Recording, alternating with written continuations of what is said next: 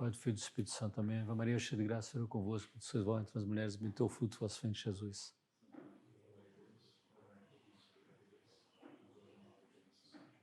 Nossa Senhora da Assunção, rogai por nós. Pai, do Filho e do Espírito Santo. Amém. Bom, hoje a gente então vai entrar mais profundamente, né? Começar a entrar mais profundamente na questão do vandalismo. É uma coisa muito ilustrativa da Revolução Francesa, né?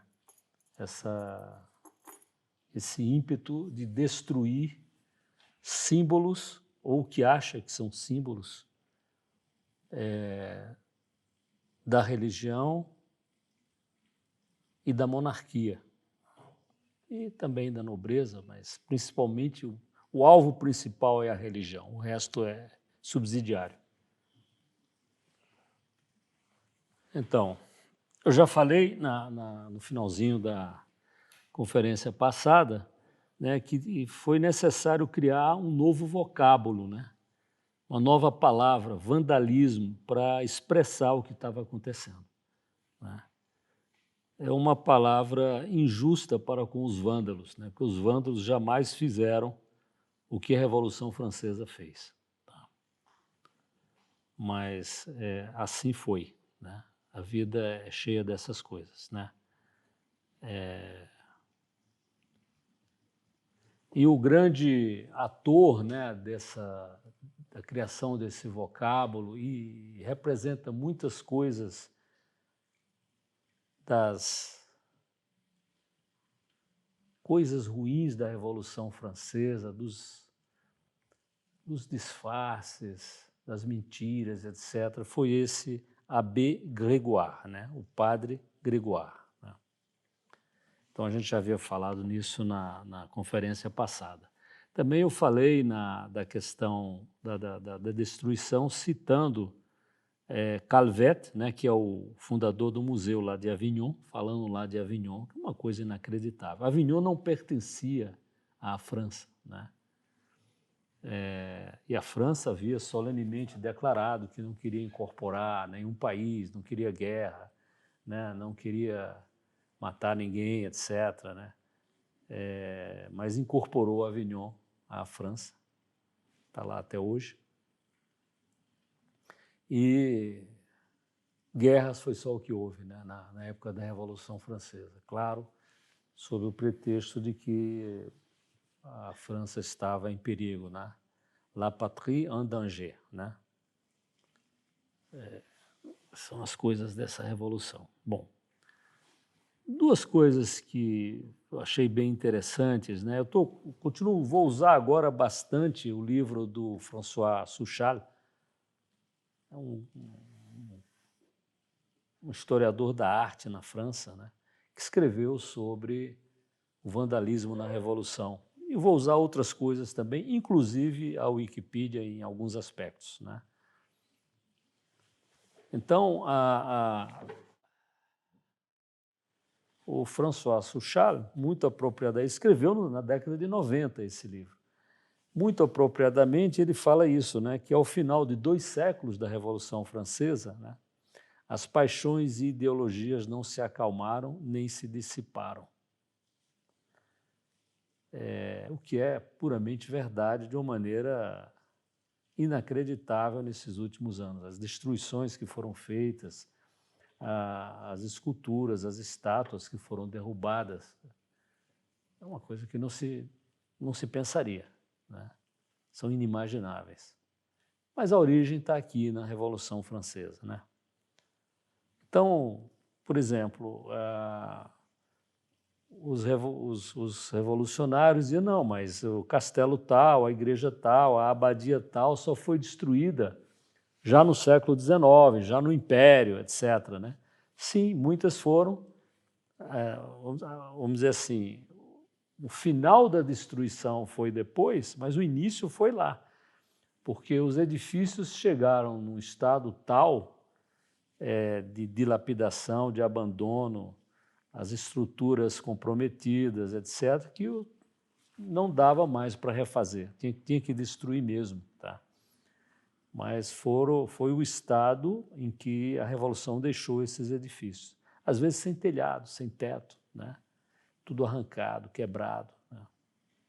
Uma outra coisa que eu caí nessa esparrela também, o nome dos livros passaram a ser um pouco enganadores também, né? Então, um livro chamado O Vandalismo Revolucionário, eu falei, bom, deve falar sobre, né, as destruições da arte durante a Revolução, etc.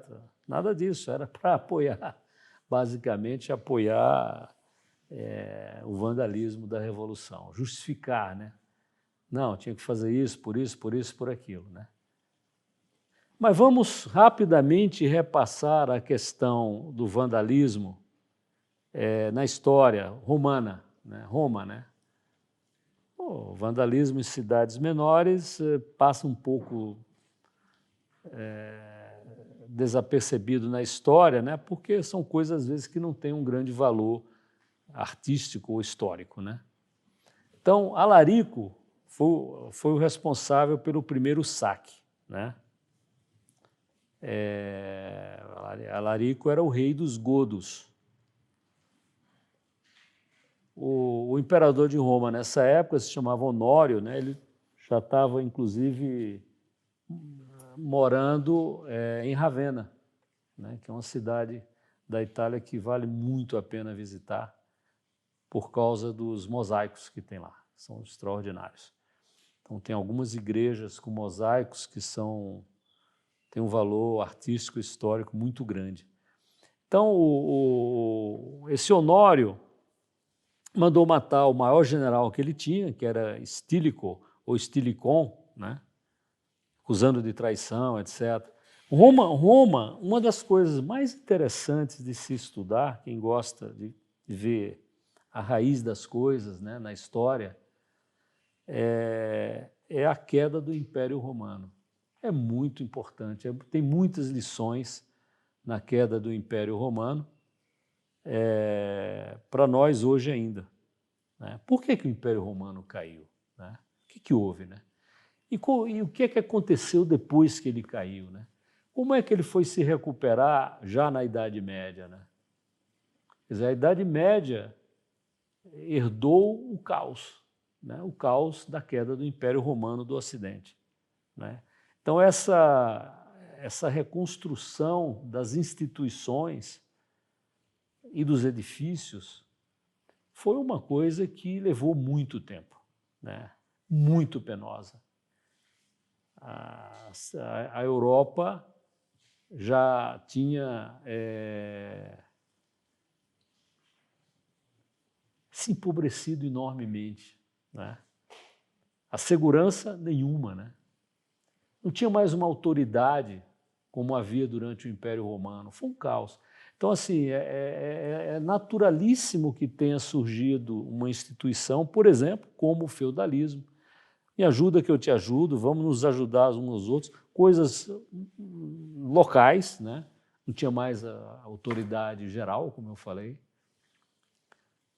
Então, esse Honório é um dos imperadores do Império Romano do Ocidente, já no finalzinho do Império mesmo, né? Já estava estraçalhado, né?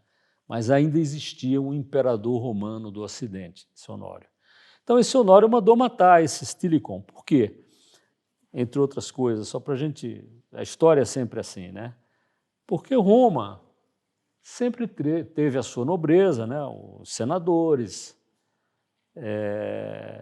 que tinham medo desses generais, principalmente dos grandes generais, os generais vitoriosos contra os bárbaros, né? Eles mesmos, Estilicon e muitos outros generais, eram bárbaros, né? Roma deixou de ter filhos, os romanos deixaram de lutar, não quiseram mais lutar. Então, a boa parte do exército romano era composto de povos bárbaros, né? Como é que um império desse pode sobreviver se os seus próprios filhos não querem mais lutar e se você nem filho tem mais, né?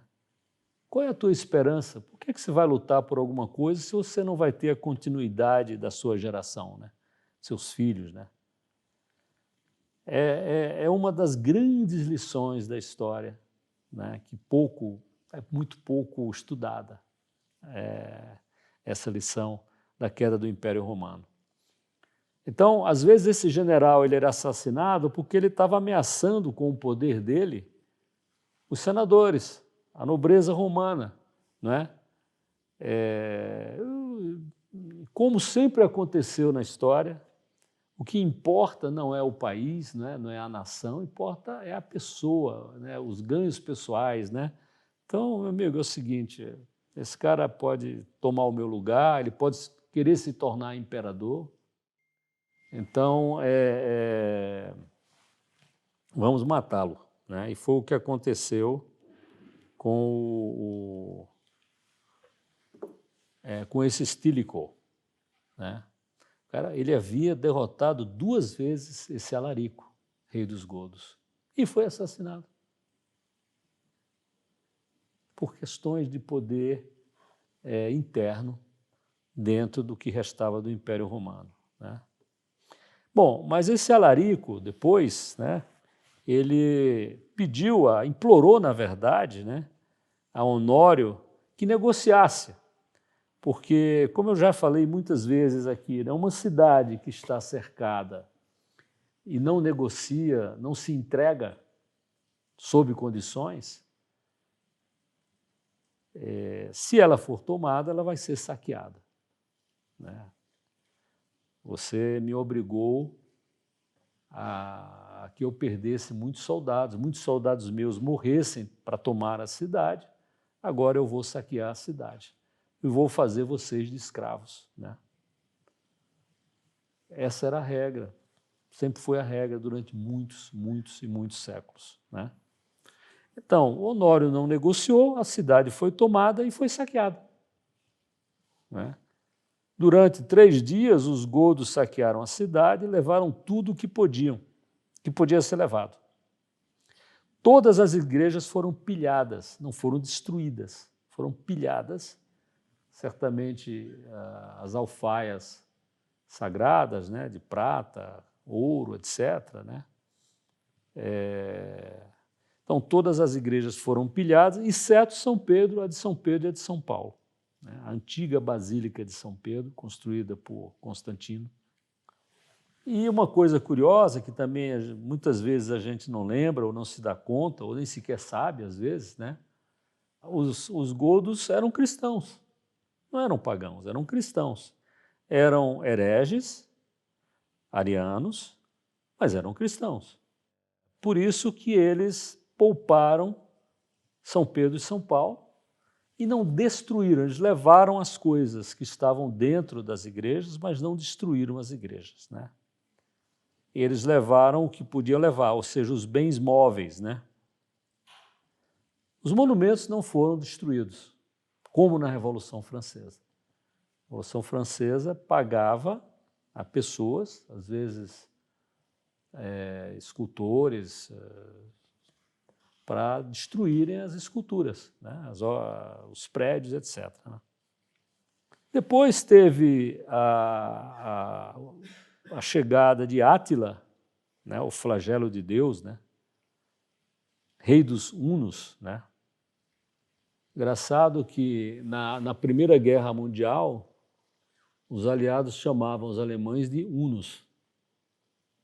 A Segunda também, mas principalmente na Primeira Guerra Mundial, né? Átila invadiu o Império Romano do Ocidente mais de uma vez, né? Foi derrotado, inclusive, na França, numa batalha muito importante, né? Batalha dos Campos Catalâunicos, por um general chamado, a gente chama de Aécio, né? Écio, mas Aécio. E também que também foi assassinado, esse Aécio. As pessoas matam os seus grandes defensores, às vezes, porque o grande defensor pode querer se tornar rei ou mais poderoso do que os nobres. A história sempre foi assim, né? Inclusive, tem uma maldade assim, muito grande,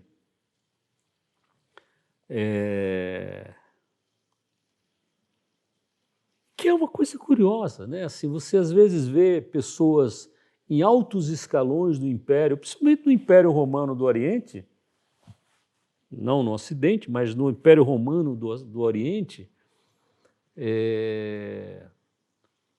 eunucos ocupando posições de altíssimo relevo. Por quê? Porque ele não podia ser rei, ele não tinha descendente, ele não ia ter descendente, né? Então, nesse aspecto, ele era confiável, né? Que é uma coisa inacreditável, né? Esses raciocínios assim, essa vontade do poder, né?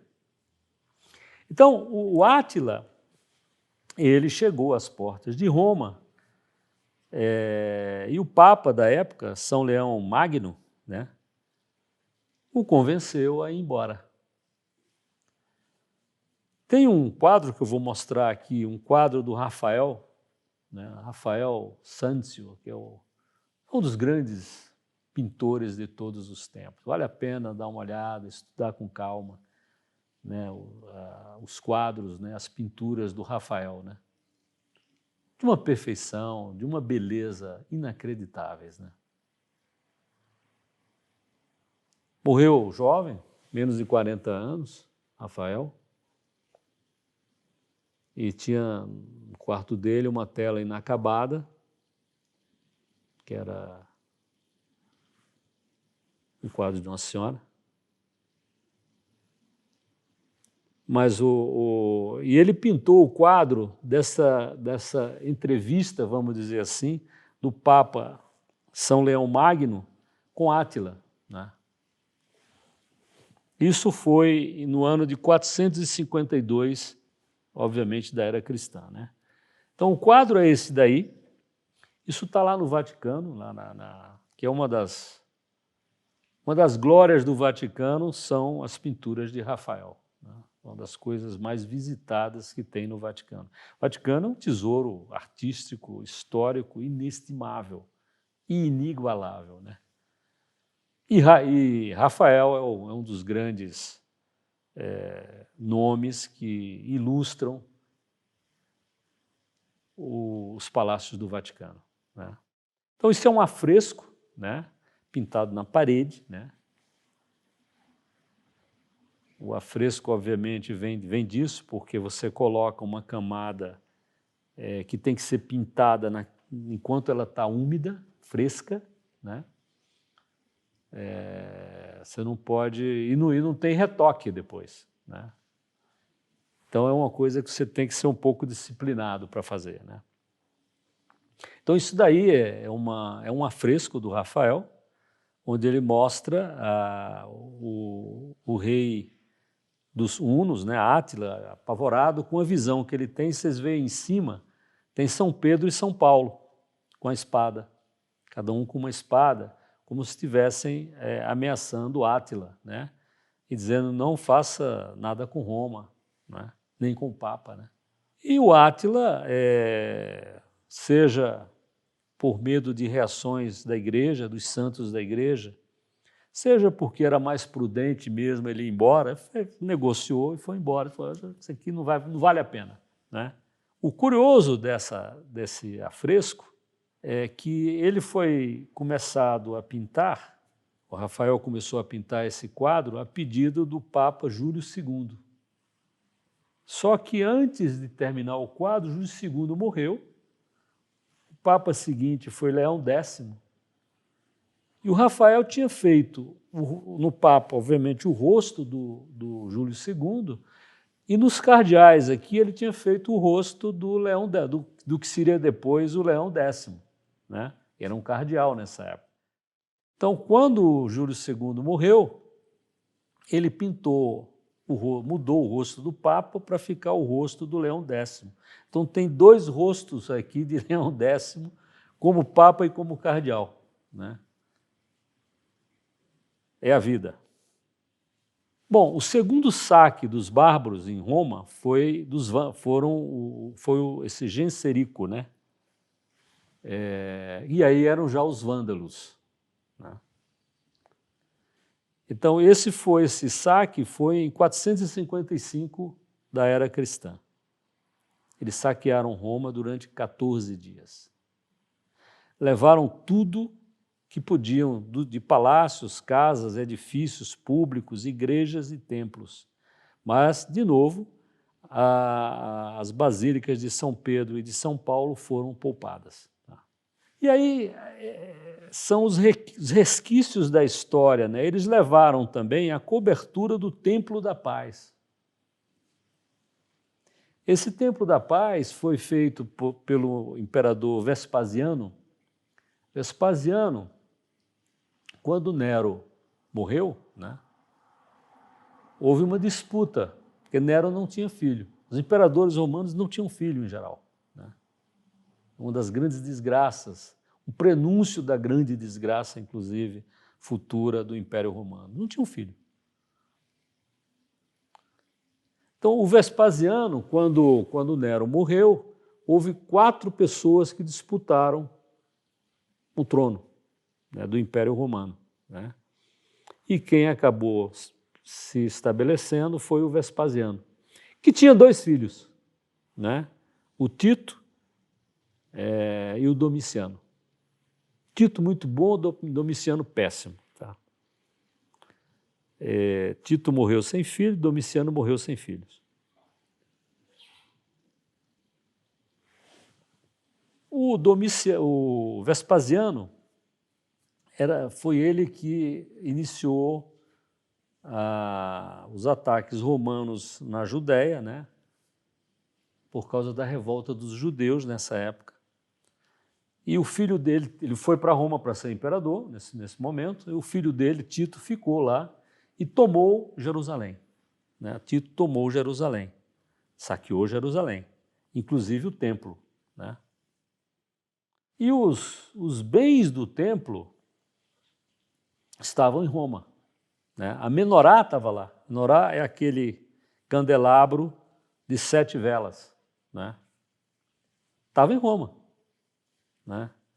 Inclusive no arco de Tito, quem já foi, ou quem foi e não viu, ou quem for na peregrinação, nossa, agora do comecinho de janeiro, é bom olhar para esse arco de Tito, né?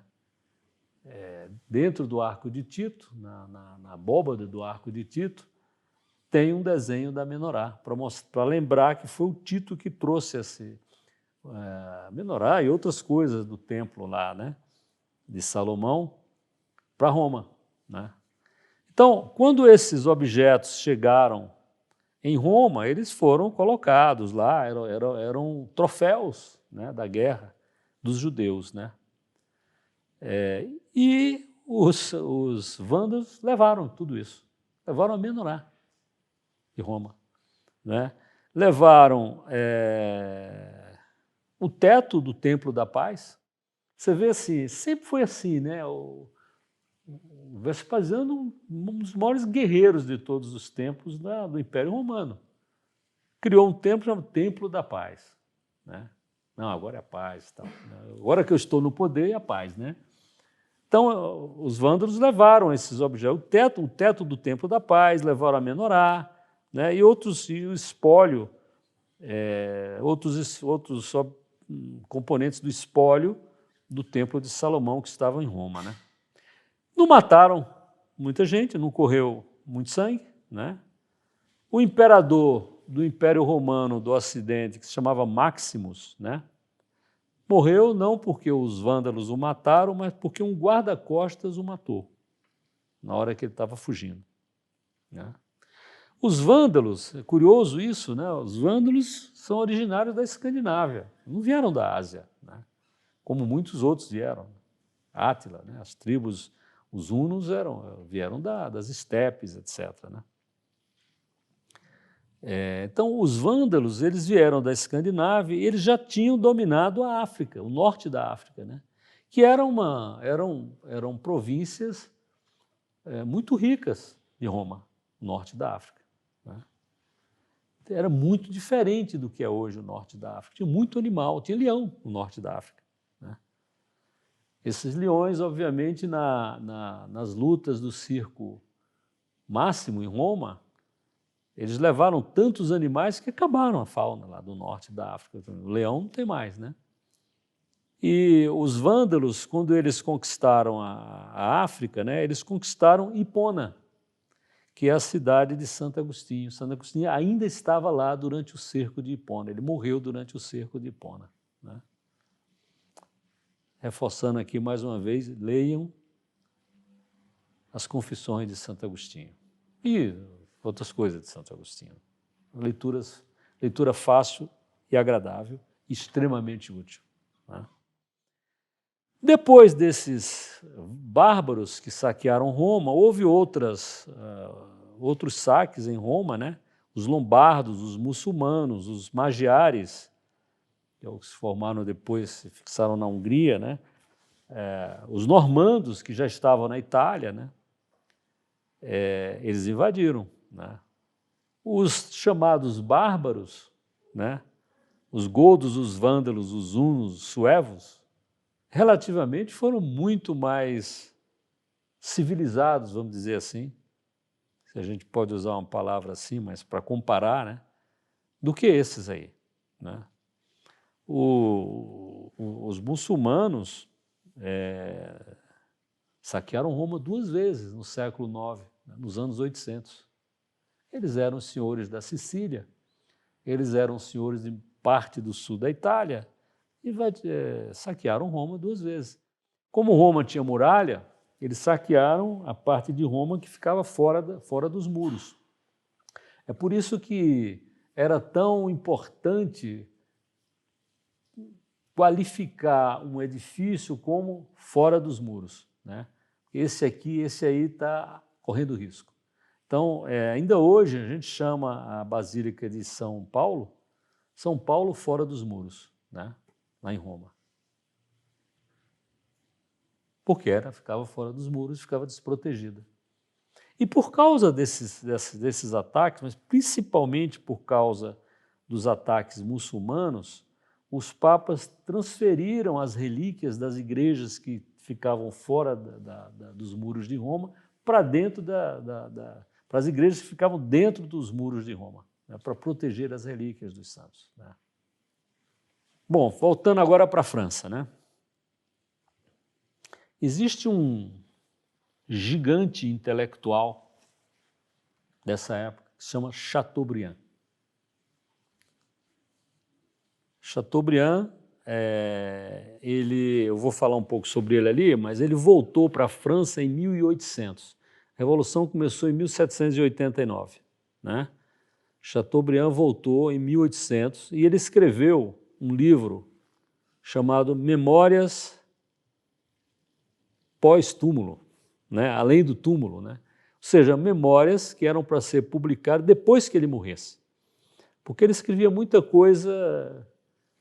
As pessoas iam perguntar, poxa, mas você escreveu isso de mim, do meu pai, da minha família, que história é essa? Ele falou, não, ele escreveu, foi escrevendo ao longo dos anos e disse, é para publicar só depois que eu morrer, né? Por isso que se chama Mémoire d'outre-tombe, né? A descrição que ele faz da França que ele viu é um negócio pavoroso, né? Ele fala, né?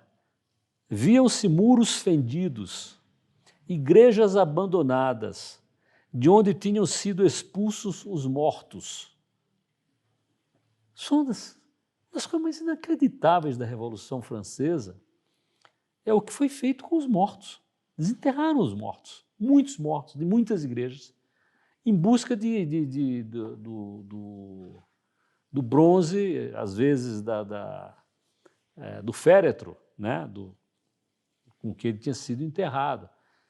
Na verdade, esse bronze não valia nada, era muito pouco. Eles queriam era humilhar mesmo, né, as pessoas que tinham sido enterradas ali, nas igrejas, né?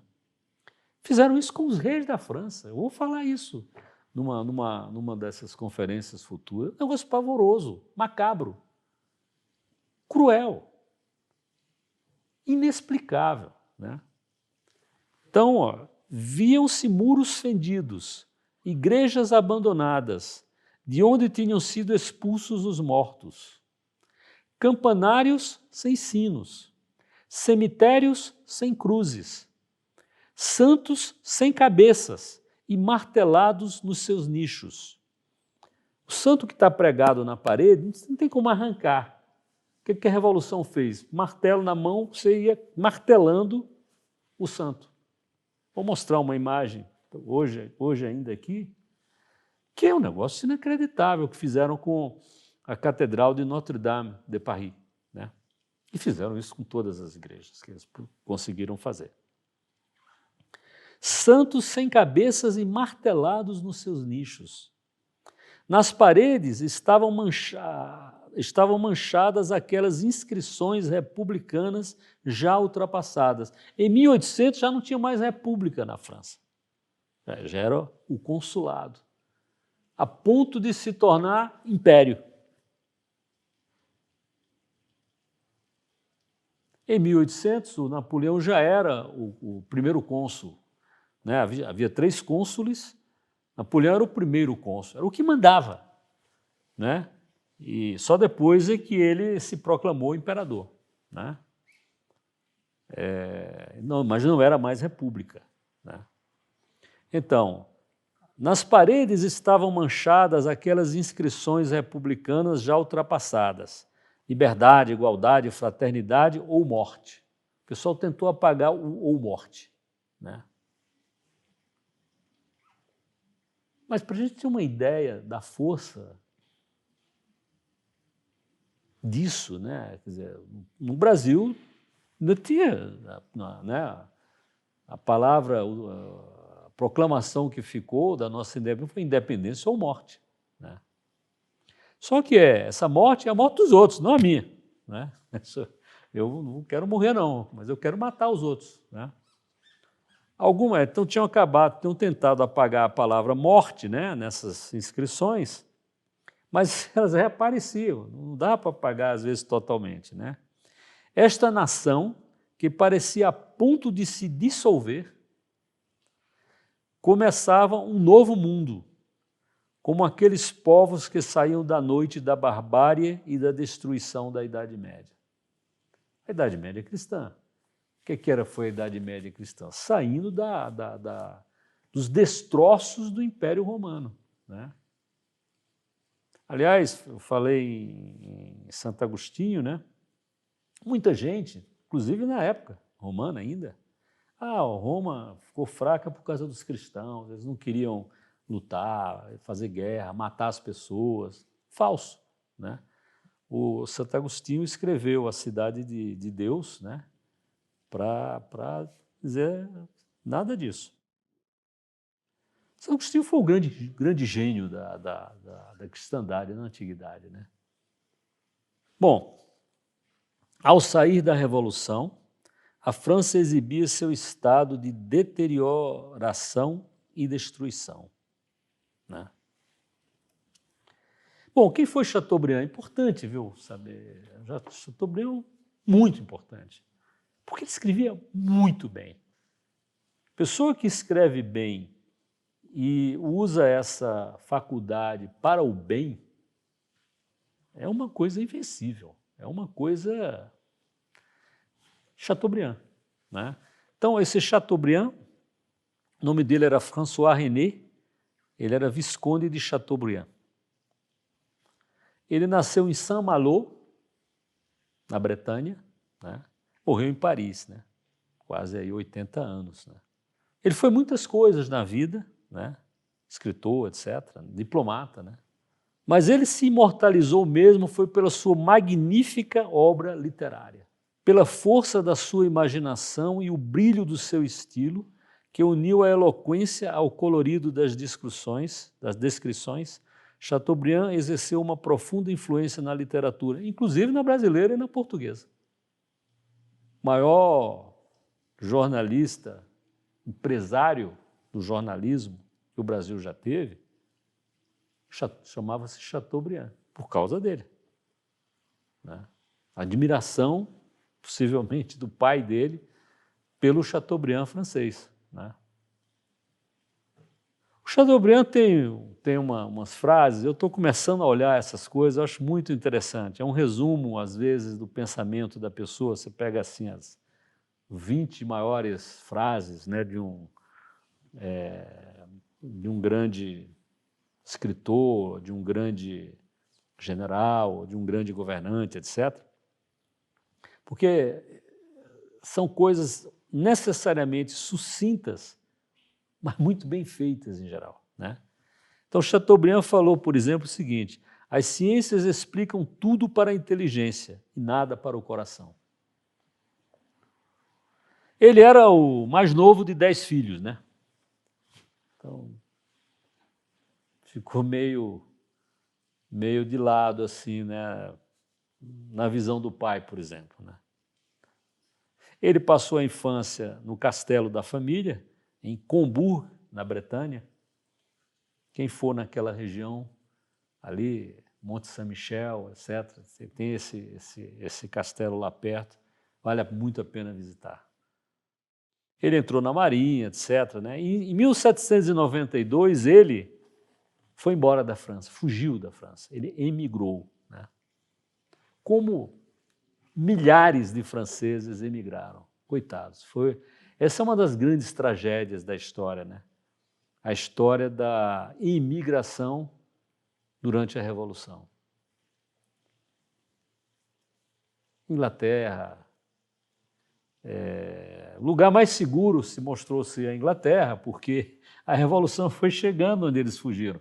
Às vezes, ele fugia para a Alemanha do lado da França, a Revolução chegou. Então iam fugindo para longe, né? E a Revolução chegando. Uma das filhas de Luís XVI se casou, se eu não me engano, já no final da Polônia, fugindo. Longe, muito longe a Polônia da França, né? Porque os exércitos iam chegando. Né? Primeiro os exércitos da Revolução e depois os exércitos de Napoleão. Né? Então, o Chateaubriand, ele emigrou em 1792 e voltou em 1800, quando eu falei daquela frase dele ali. Né? O Bonaparte talvez seja uma das pessoas sobre quem mais se publicam livros. Napoleão Bonaparte. Ele era um corso, né, nasceu na Córcega, que tinha acabado de se tornar francesa numa negociação. Ele nasceu lá, muita confusão de famílias e tal, na Córcega, né? E ele foi para a França, né? Entrou numa escola militar, ele não falava francês direito, nunca falou um francês, né? A pronúncia dele sempre você sacava que ele não nasceu na França. Né? Inclusive o nome dele não era Bonaparte, era Buonaparte, uma coisa assim. Né? O Wellington, que é o grande rival militar dele, sempre chamava ele de Buonaparte, algo assim. Não chamava de Bonaparte. Né? Ele deu essa ajustada no nome aí depois, né? Mas o Napoleão era brilhante, né? Brilhantíssimo, né? Não era católico, não tinha devoção, provavelmente passou aí uma missa ou outra depois que se tornou imperador. Talvez tenha morrido com os sacramentos na ilha de Santa Helena. Mas é uma vida realmente extraordinária. Né? Uma coisa, como é que pode? Né? E ele tentou, brilhante que era o Napoleão, tentou cooptar o Chateaubriand para trabalhar com ele. Né? No começo, né, parece que ia dar certo e tal, mas num dado momento, houve aí um atentado contra Napoleão. Foi o primeiro carro-bomba da história, né? Carro-bomba era uma carroça, né? Os monarquistas. Nós não temos uma palavra como o francês, ele tem royaliste, né? Royal é real, e real é real. Então, nós temos só uma palavra para as duas coisas, que é real. Então, você dizer que Chateaubriand era realista, como assim? Né? Do realismo, né? Não, ele era realista por ser monarquista, né? Porém, monarquista podia ser também do imperador, né? Então, é difícil dar a conotação precisa aqui, né? Mas houve um certo namoro no início entre o Napoleão e o Chateaubriand. Nessa época ele escreveu o livro O Gênio do Cristianismo, né? E ele, como muitos imigrados, né, eles aprofundaram muito a fé no exílio, muito. O sofrimento ajuda, né, nessas horas, né? Se você conseguir refletir, né, meditar, né, tiver um bom coração, uma boa orientação, é uma hora de uma conversão mais profunda, né? Mas teve então esse primeiro carro-bomba, que era uma carroça, os realistas, monarquistas dos Bourbon da França, né? do Luís XVI, já Luís XVIII nessa época, porque Luís XVI já tinha sido guilhotinado e o filho dele morreu na prisão da Revolução, né? Então, os que apoiavam os reis Bourbons planejaram um atentado, né? Sabiam que Napoleão ia passar na rua tal dia, tal hora, né?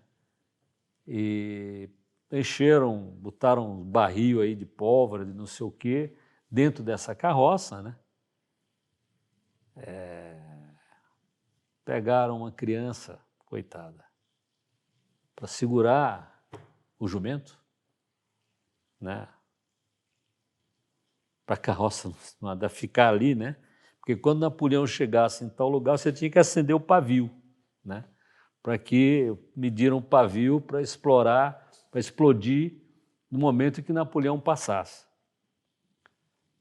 Explodiu depois que Napoleão passou, vamos dizer, né? Então, Napoleão era muito apressado, né? Era muito focado nas coisas dele, né? Napoleão almoçava em 10 minutos, né? 15 minutos no máximo, né? Como imperador, talvez 20 minutos. O negócio dele não era o almoço, né? Nem o jantar e nem essas coisas assim, que faziam a pompa, né, dos reis da França, por exemplo, né? Então ele não morreu. Morreram algumas pessoas, morreu a menina que segurava o jumento lá. Foi aí que surgiu o conceito de investigação na polícia. Bom, como é que vamos descobrir o cara que fez isso? Porque quando a bomba explodiu, a cabeça do jumento ficou, estraçalhou o corpo, mas a cabeça era reconhecível. Então, o chefe da polícia pegou a cabeça e foi em cada vendedor de animal, né, da região. Conhece isso aqui? Ah, jamais, jumento, não vendo isso não. Né, o outro não sei o que e tal. Muito velho, isso aí não dá. Até que chegou, sim, fui eu que vendi e tal. Vendi para aí descreve o cara, não tinha foto, né, na época, né? Foi um cara assim, assim, assim, assado. Acharam o cara. Então essa pessoa foi guilhotinada.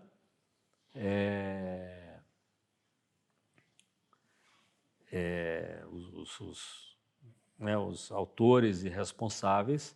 Mas Napoleão fez uma coisa que mudou muito a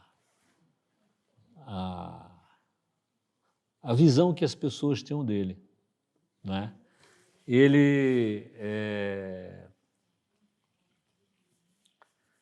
ele resolveu punir uma pessoa que apoiava o rei antigo, né? O rei atual, inclusive, Luís XVIII, invadiu um outro país, mandou um destacamento francês para ir para o estado de Baden, na Alemanha, sequestraram o duque de Enghien, que era daquela família dos Condé, trouxe para Paris, julgou sumariamente e fuzilou esse duque de Enghien. Isso foi um escândalo. Né? Ele, obviamente, ele estava no exército dos reis, do Luís XVIII, dos nobres, etc., do outro lado da fronteira da França. Mas vejam os riscos. Né? Napoleão tem essa história. Ele entrou lá, pegou o cara, fuzilou no castelo de Vincennes, que fica ali do lado de Paris, e tem ainda hoje o lugar em que ele foi fuzilado. Né? Os nobres, assim, as pessoas da família do rei, são chamadas de príncipe do sangue. Né? Eles têm o sangue do rei, porque ele descende de um irmão do rei. O rei é o mais velho que assumiu, o outro irmão aqui não assumiu, não foi, se tornou rei, mas é o mesmo sangue, vamos dizer assim, porque tiveram os mesmos pais. Né? Príncipe do sangue. Então esse conde, esse duque de Enghien, era um príncipe do sangue. E tem um livro que conta essa história, é O Sangue do Príncipe. Fiz um trocadilho aí, né? Só por curiosidade, nesse castelo de Vincennes,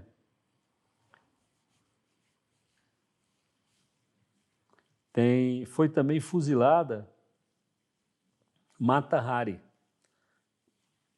que é uma história também muito interessante. Nada edificante, tá? Mas é interessante. Né? Ela foi fuzilada como espiã alemã na Primeira Guerra Mundial. Os franceses fuzilaram ela também lá no fosso do Castelo de Vincennes. O Castelo de Vincennes tem também uma capela, dessas capelas que tem relíquias da Paixão de Nosso Senhor, que são as Santas Chapélias, as Santas Capelas. Né? São as capelas da realeza francesa e da alta nobreza francesa que tinham relíquias da Paixão. Tá? Vincennes tinha. Bom, então, depois da execução do Duque de Enghien, o Chateaubriand rompeu com Napoleão, passou a ser oposição a ele. Foi embora de novo da França, né? E tal, tá? Então, e Assis Chateaubriand é aquele que eu falei, né? É o maior empresário do jornalismo que o Brasil já teve. Tem uma biografia dele muito interessante, né? Muito interessante. Bom, agora vamos entrar na questão do vandalismo contra a igreja. É uma coisa curiosíssima, né? Assim, que é uma coisa que a gente tem que refletir nisso. O grande negócio da Revolução foi derrubar a igreja.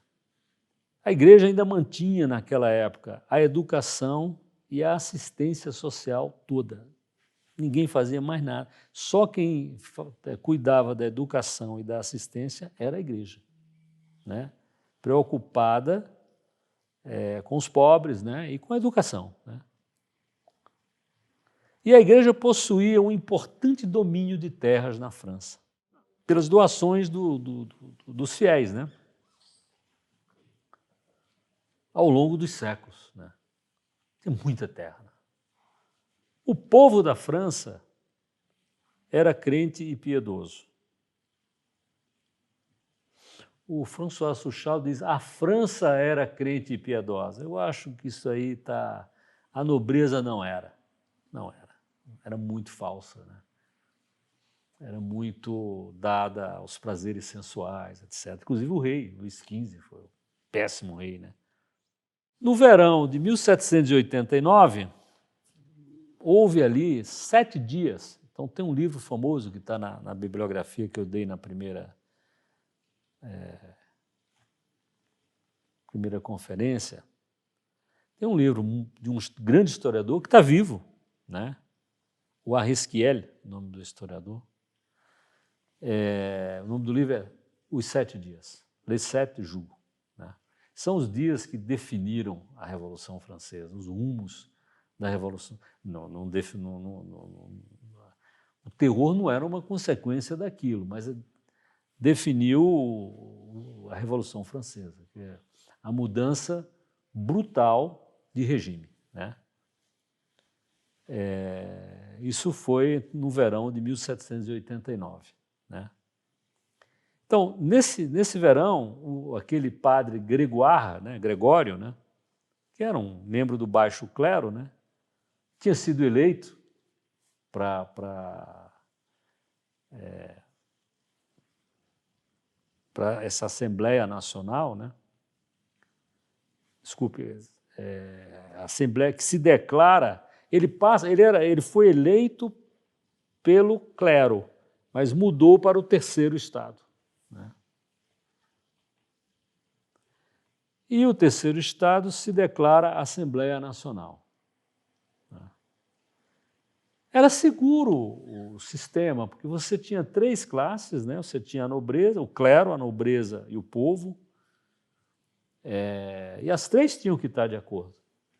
Não tinha nenhuma que sai daí que eu vou fazer e acabou. Né? Então, era bastante tranquilo isso aí. Né? Luís XVI, vou chamar porque o estado das finanças da França, principalmente por causa da independência dos Estados Unidos, que a França foi ajudar, o Tesouro francês ficou numa situação deplorável. Né? E os nobres não queriam ceder, né? Os nobres não queriam pagar imposto. Né? Então, o Luís disse, bom, então vou convocar os Estados Gerais, né? Que é para esses Estados Gerais que o Abbé Grégoire foi eleito, pelo clero. Né? Havia uma vontade, uma mágoa entre o baixo clero e o alto clero, vamos dizer assim, né? Os bispos, etc., e os padres, vamos dizer assim. Né? A situação era muito diferente. Isso daí ajudou na hora da definição das coisas, né? Isso ajudou a Revolução. Tinha também o Necker, né? O Necker, né? Que tinha sido chamado pelo rei Luís XVI para ser, vamos dizer, uma espécie de ministro da economia da França e tal, mas não deu muito certo. Mas esse Necker, ele era, a família dele era calvinista, e ele realmente detestava a igreja. Né?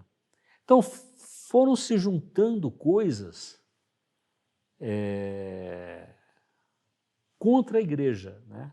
Se amontoando coisas contra a igreja, faltava só alguém tocar fogo naquilo. Né? Esse Necker era o pai da Madame de Staël. Né? Escreve assim, Staël, mas em francês é Staël. Tá? Em português a gente fala Staël, Madame de Staël. Né? É uma autora importante. Tá? Ela escreveu esse livro de l'Allemagne, sobre a Alemanha. Né? Havia uma certa simpatia com relação à Alemanha até a Guerra Franco-Prussiana. A Guerra Franco-Prussiana, os alemães derrotaram rapidamente a França e acabou esse olhar romântico com relação à Alemanha. Né? E nunca mais foi refeito. Né? Só teve problema com a Alemanha, a França. Né? O Renan tinha também uma admiração grande pela Alemanha, etc., que também ficou abaladíssima, né, com a Guerra Franco-Prussiana. Bom, aí entra um dos gênios maus da história, né, que era um bispo chamado Talleyrand. Gênio, absoluto gênio. Né? traidor de todas as causas em que ele trabalhou. Traiu todas, traiu todos os governantes a quem ele serviu, né? Inclusive e principalmente traiu a igreja. Talleyrand era o administrador dos bens da igreja da França, vejam só. E quando estourou a Revolução, foi se aprofundando a Revolução, os revolucionários falaram, temos um problema, não temos dinheiro. O que a gente faz? Né?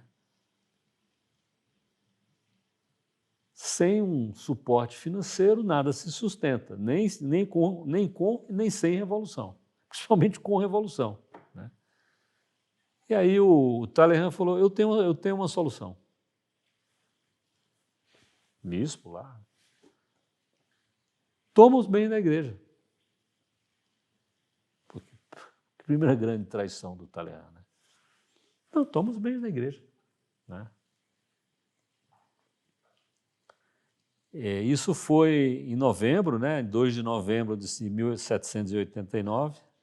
Quando foi em 19 de dezembro de 1789, eles inventaram uma nova moeda chamada assignat, e eles decidem, a ideia do Talleyrand, de vender todas as propriedades da igreja para garantir 400 milhões de assignat, admitidos em pagamento das compras dos bens da igreja. Foi um grande fracasso esse negócio de assignat, né? Foi uma forma aí de enriquecimento brutal de algumas pessoas, inclusive do Talleyrand. Né? Talleyrand é um sujeito muito corrupto, né? Vou falar algumas coisinhas dele, no futuro eu vou falar mais coisas, mas só para vocês terem uma ideia, né? O Talleyrand, com essas coisas de, pô, eu vou resolver o problema financeiro da França, da Revolução, como? Vendendo os bens da igreja. Que é um cara da igreja que está dizendo, o administrador dos bens da igreja que está dizendo isso. Né? Ele foi nomeado já no diretório, né? A França foi mudando de regime ao longo do tempo. Né? Era um reino, depois passou um reino constitucional, depois passou a ser uma república, depois passou a ser um diretório, e depois veio o consulado, depois veio o império, depois veio o reino de novo, etc. E o Talleyrand sempre bem. Né? Às vezes, por precaução, ele ia embora da França, foi morar nos Estados Unidos durante algum tempo.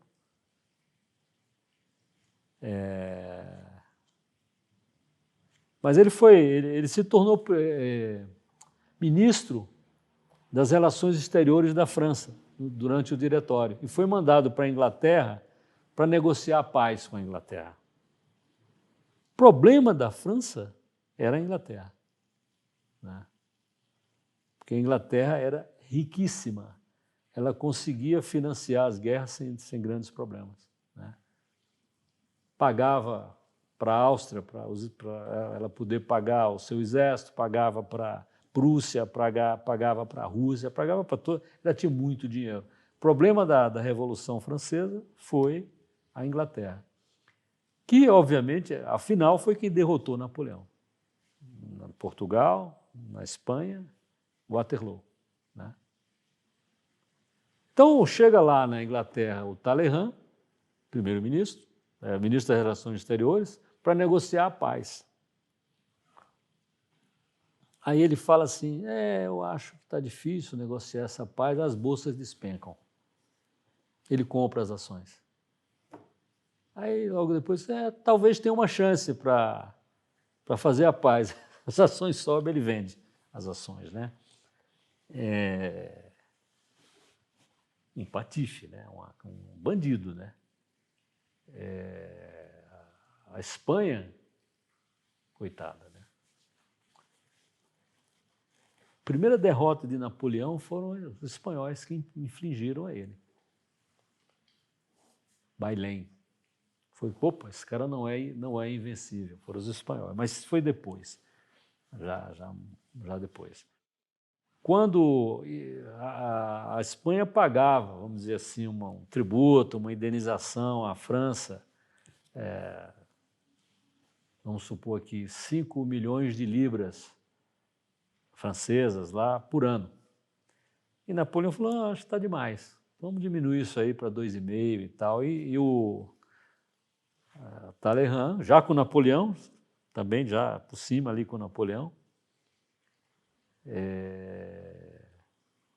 era a pessoa para falar isso para os espanhóis, não precisa pagar mais e tal, só que ele esqueceu de falar para os espanhóis pagaram os 5 milhões, mas ele só colocou no caixa da França 2,5.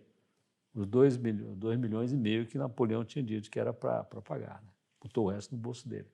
Então, um patife, né? Um bandido, né? E o bandido que, sendo religioso, né? Sendo bispo, né? Tendo sido bispo, né? Recebeu todos os sacramentos, todos os 7 sacramentos ele recebeu, né? Inclusive o do matrimônio.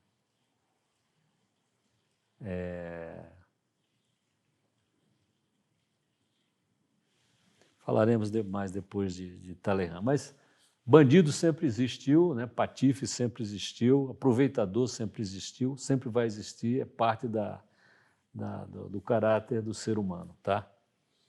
O Abbé Grégoire, eu me surpreendi muito com isso, né?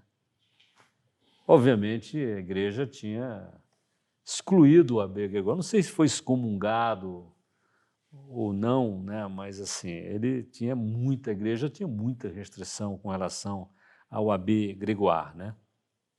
Falei para vocês, abbé quer dizer padre em francês, né? Abade também, mas em geral é padre, né? Então, esse Abbé Grégoire é um daqueles caras que leram muitos os chamados filósofos iluministas, né? E sofreu um abalo na fé. Sofreu um abalo na fé. Mas estudou, aí ele diz depois, não, eu estudei bastante e tal, eu vi, não, dá para conciliar e tal, né? Eu fiz um exame aqui, eu me tornei realmente católico, não porque meus pais eram católicos, mas porque a razão, ajudada pela graça, me conduziram à revelação. Perigo essas coisas, né? Quer dizer, você quando age assim, basicamente você está criando uma nova igreja. A igreja não foi criada por nós, as regras não são criadas por nós, né? A igreja foi criada por Nosso Senhor e as regras estão lá, definidas desde sempre pela igreja, e ela vai analisando coisas ao longo do tempo, etc., né? Então, quando a pessoa faz isso, em geral, ela cai no caso, né, em que ela cria uma nova religião, que parece com a religião católica. Na verdade, é a religião daquela pessoa, né? Quantas pessoas não fazem isso? Ah, não, eu sou católico, mas isso aqui não. Não existe isso, né? Ele morreu com 80 anos, viveu muito o Abbé Grégoire, né? Morreu em 1831. O rei da França já era Luís Filipe, uma coisa impensável. Como é que pode, né? O pai do Luís Filipe, que se chamava Filipe também, era o nobre mais rico da França, né? Por uma série de razões. O cara demagogo, né? Ele mudou o nome dele. Em vez de Filipe de Orleans, ele Filipe Igualdade, meu nome. Filipe Egalité. Como é que pode? Né? Foi guilhotinado. Foi guilhotinado. Depois o rei da França, o Luís XVI, ser guilhotinado, meses depois ele foi guilhotinado. Por ser nobre, ele não escapou das coisas. Fez todas essas manobras, né? Para parecer como ele queria ser rei, né? O Filipe de Orleans queria ser rei, né? O filho dele foi rei por uma série de razões. Então, quando ele morreu, né, as ordens do arcebispo de Paris, né, era para que não se dessem os sacramentos a ele. Eu acho que devia estar excomungado, não chequei esse ponto, tá? Não podia dar os últimos sacramentos para ele, né? Mas foram dados. Teve um padre que deu, esse abbé Guillon, padre Guillon, deu, e foi feita uma missa. Ele foi levado ao cemitério de Montparnasse, acompanhado, diz aqui, isso aqui eu tirei da Wikipedia, acompanhado por 2.000 pessoas. Acho muito, mas... Inclusive por Lafayette. Lafayette é um desses heróis, entre aspas, dos dois mundos, né? Lutou na Revolução Americana, pela independência americana, depois ele lutou na Revolução Francesa, ele tentou ser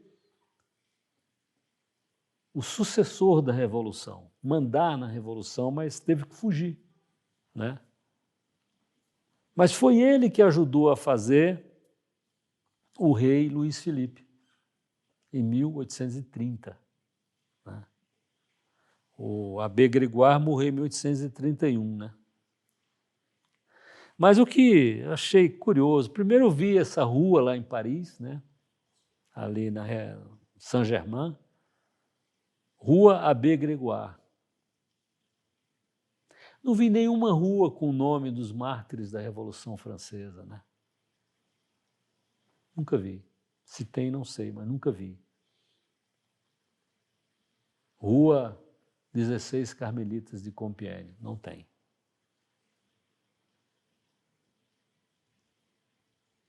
As leis, né, e as decisões dos governantes, em geral, são para celebrar coisas erradas, às vezes pura e simplesmente o pecado, né? Celebraram essas pessoas que causaram um grande dano à igreja, como o abbé Grégoire. Em 1989, ou seja, no bicentenário da Revolução 1789, 1989, as cinzas do abbé Grégoire foram levadas para o Panteão da França. Não tem ninguém no Panteão pela santidade. Tem gente que são o oposto da santidade, né? Voltaire, né? Rousseau. Né? O mais influente de todos esses filósofos foi Rousseau, tá? Não foi Voltaire. Voltaire era tão exagerado, né, que passava facilmente. Rousseau não. Rousseau causou muito dano à humanidade. Né? Foi Rousseau que fez o contrato social, né? O livro do contrato social. Né? Vale o que a gente disser.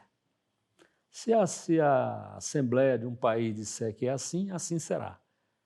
Independentemente da lei natural, independentemente da lei de Deus. Né? O dano que isso aí causou para a humanidade é incalculável. Né? Ele que acreditava na bondade do homem, né? O bom selvagem, né? Nunca criou nenhum filho dele, deu todos para adoção. Como assim? Rousseau, né? Então, esses estão no panteão, tá? Aqui uma coisa curiosa, os argentinos, na época do Perón, né, tinham os descamisados, né, os sem camisa, os pobres, né? E sempre tem uma coisa assim, as pessoas desamparadas, etc. Na Revolução Francesa, eram os sans-culottes. O que era um culotte, né? Culotte, né? Era aquela calça que entrava na meia ali embaixo do joelho, por exemplo, tá? Como nessa ilustração que está aí, ó. O sans-culotte são essas calças que nós usamos hoje. Primeiro rei que não usou um culotte foi o Luiz Felipe, o filho do Philippe Égalité. E nós todos usamos assim hoje, né? A roupa dos sans-culottes, né? E devia ser bom na época do frio, né? Você colocar a calça assim dentro da meia, dá uma ajudada boa, né? E aquela época era mais fria do que hoje. A temperatura do mundo vai.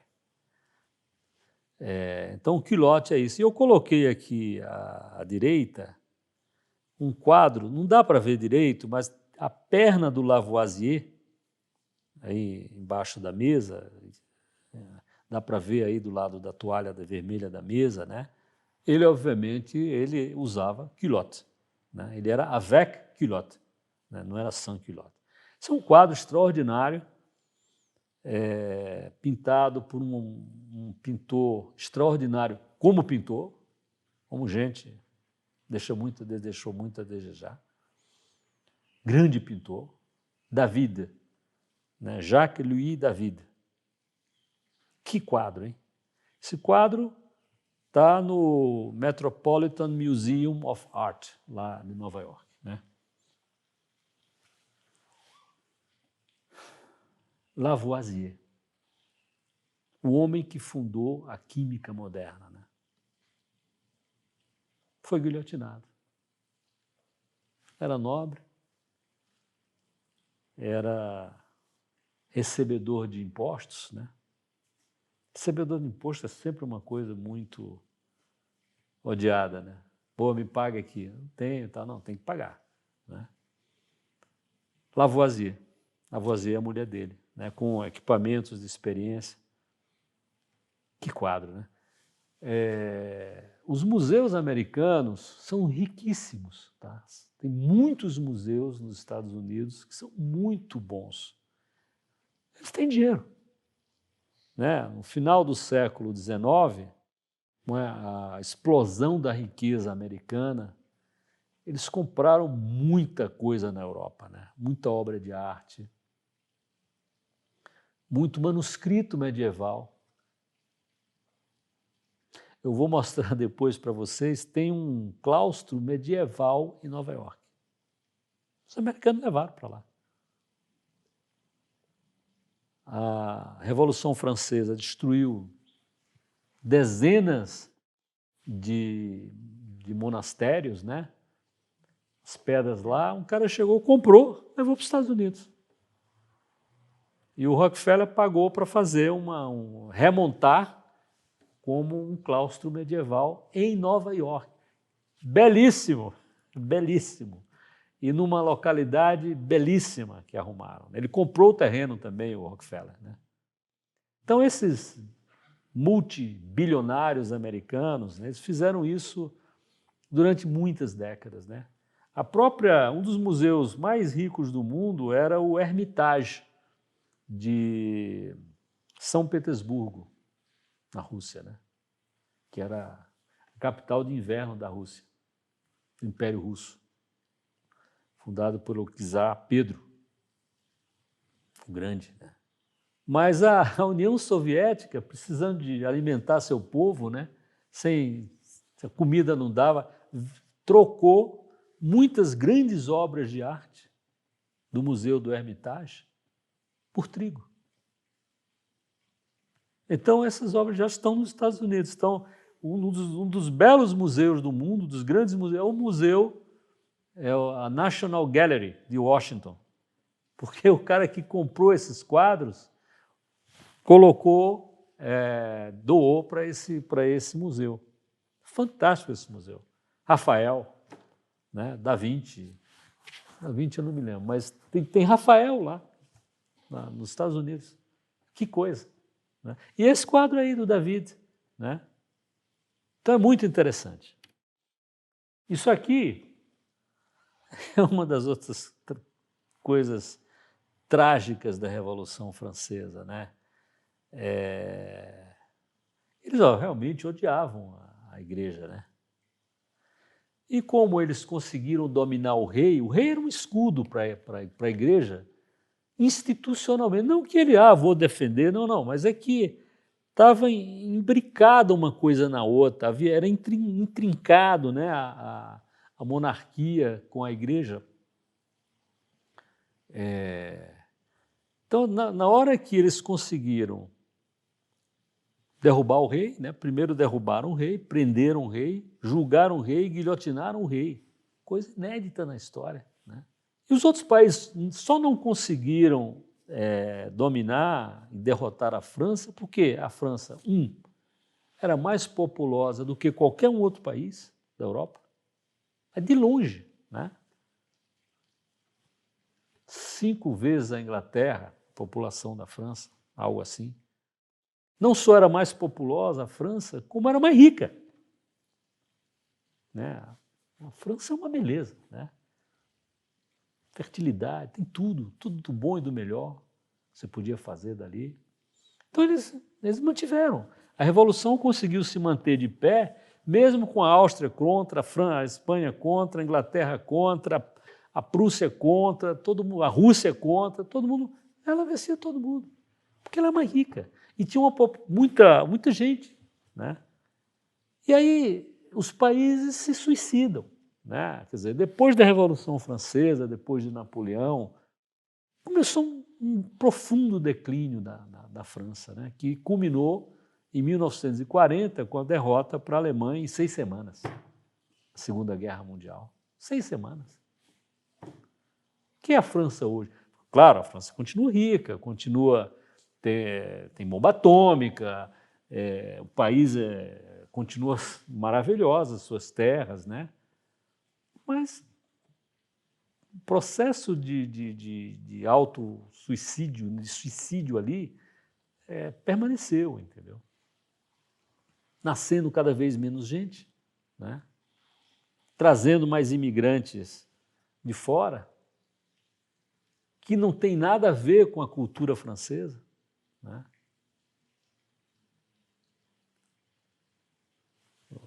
Os Estados Unidos estão numa situação parecida, porque, claro, que é uma situação muito melhor ainda, né? Mas os países se suicidam. Roma se suicidou, né?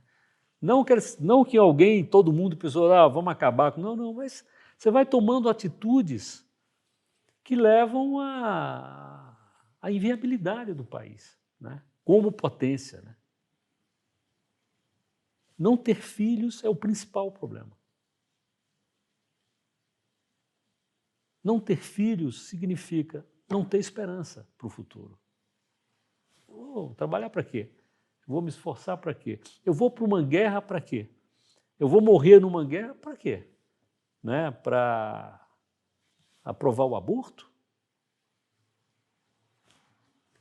Tá? Os países estão tendo dificuldade em recrutar pessoas para o exército, porque para que eu vou para o exército? Né? Pode até ir por uma questão de emprego. Não tem emprego, eu vou para o exército, né? Mas assim, eu vou para lutar, para defender o meu país. Defender o quê? Esses valores que os países vão fazendo? Então, assim, é preciso muita propaganda para se contrapor a essas coisas, né?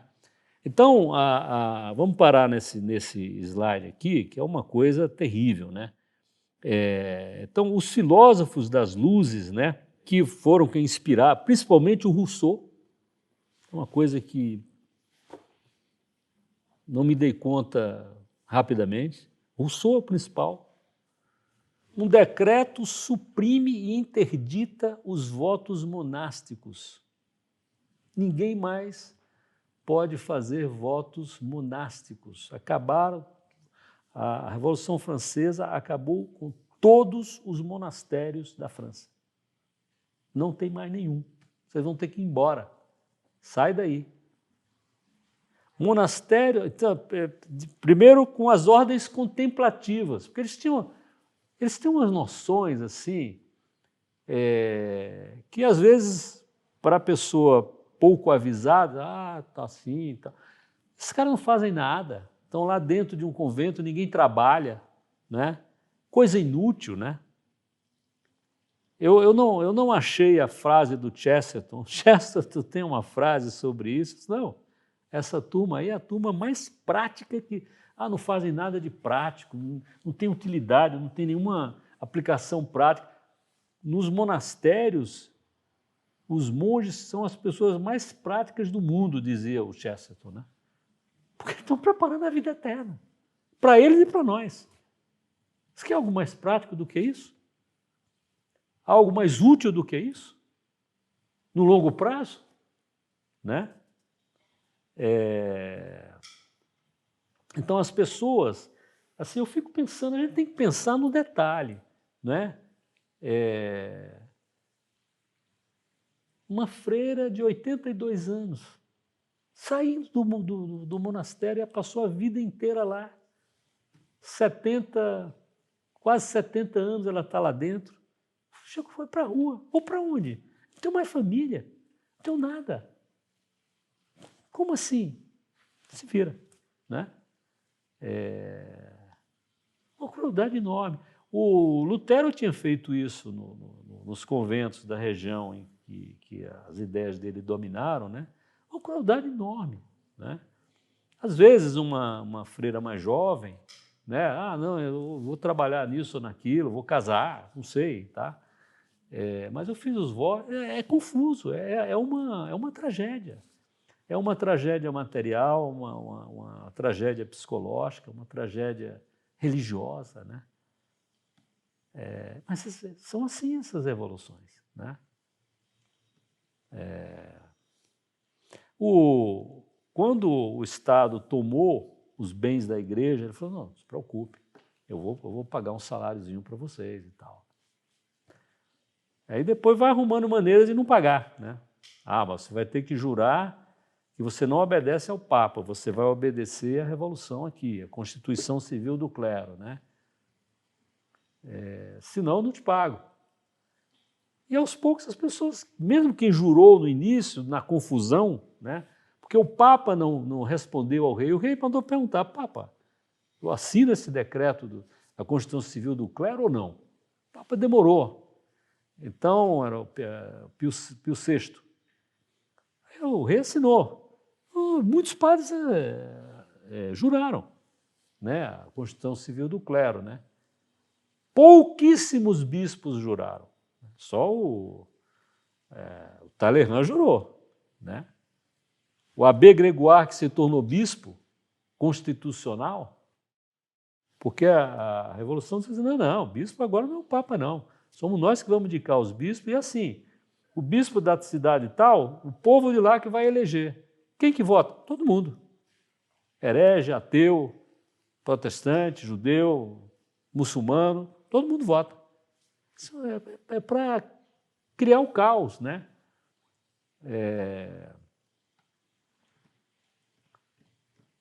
Agora, por que esse encarniçamento contra a igreja? Não, você está fazendo de vítima e tal, né? Porque a igreja era, e sempre foi problema para essas pessoas que querem impor leis, regras, costumes que são contra a lei natural e a lei de Deus. Não tem como a igreja ceder, né? Então eu tenho que acabar com esse pessoal da igreja. Eu tenho que reduzir esse pessoal da igreja à miséria, né? Fazer com que eles não tenham recursos nem para viver. E aí, por causa disso, vão aderir às minhas ideias, né? Então, os ideólogos da Revolução sabiam que a única força espiritual capaz de se opor à sua utopia era a igreja, né? Essa palavra utopia é muito interessante também, né? Utopia quer dizer nenhum lugar, lugar nenhum. Então, utopia é um negócio que não é nada, não é lugar nenhum, não é alguma coisa que eu consiga fazer, porque, né? Topos, né? Topologia, topos é lugar, né? Então, não bastava reduzir a igreja à pobreza, né? À dependência, era preciso quebrá-la, arrancar a sua alma. É impossível, mas causa muito sofrimento. Há muita gente, durante muito tempo, né? A Revolução, ela só acabou em 2015, em 1815, né? Começou em 1879, acabou em 1815. São muitos anos. É muito sofrimento. Fora do seu país. As pessoas, muita gente que achou, não, mas eu não fiz nada, eu vou ficar aqui, eu não vou embora. Ilhotinado. Por quê? Não, você é nobre. Você mandou uma carta para o seu irmão que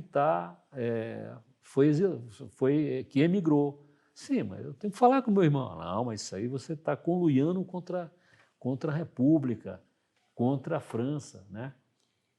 Morreram. Quantas pessoas morreram na boa-fé? Não, eu não fiz nada. Não interessa.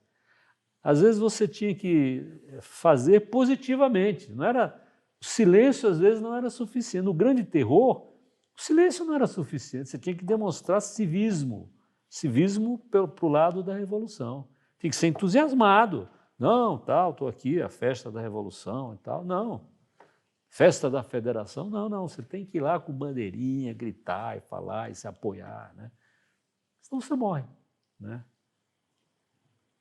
Era assim, o clima era muito ruim, né?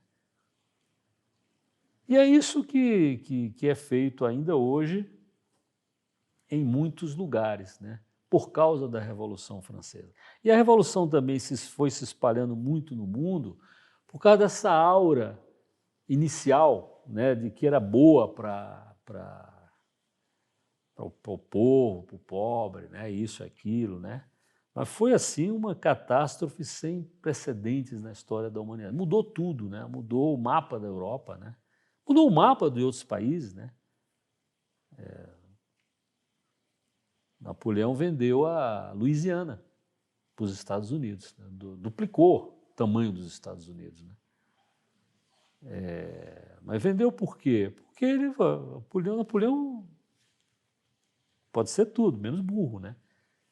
Ele falou, eu não vou conseguir manter isso. Não tem uma frota de navios. É melhor eu vender logo.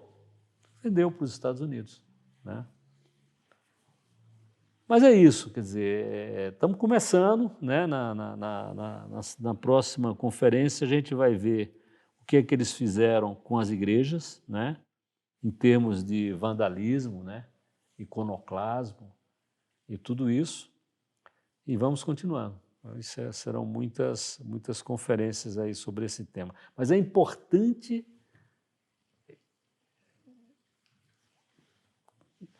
penetrar no âmago dessas coisas, o significado dessas coisas, o sofrimento que isso foi causando durante tanto tempo, né? Vamos ver que é 89, 26 anos até Waterloo. 26 anos. É muito tempo, né? Quantas pessoas morreram no exílio, né? De fome, inclusive. Eu não tenho mais nada. Vou viver de quê? Aquela multidão chegando na Inglaterra, não dá para todo mundo dar aula de francês, né? Ou dar aula de alguma coisa. Alguns vão dar, outros não tem lugar. Eu vou viver de quê? Quem é que vai me dar dinheiro num país que é hostil à igreja, inclusive? Os padres que fugiram para a Inglaterra, as pessoas que foram para os Estados Unidos. Quer dizer, é uma tragédia, né? Humana, né? Sem precedentes na história da humanidade. O Espírito Santo também, vai Maria, cheia de graça, seja convosco, bendito sois vós, as mulheres, bendito é o fruto do vosso ventre, Jesus.